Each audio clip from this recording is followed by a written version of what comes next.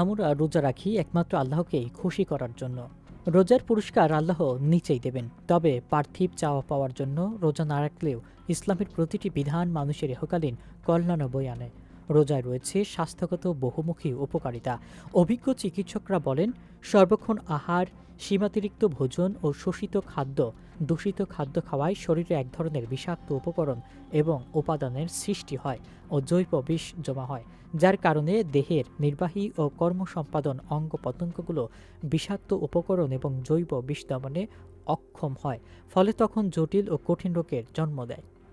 দেহের মধ্যকার এমন বিষাক্ত ও দূষিত উপাদানগুলো অতি দ্রুত নির্মূলকরণের নিমিত্তে পাকস্থলীকে মাঝে মধ্যে খালি রাখা একান্তই প্রয়োজন।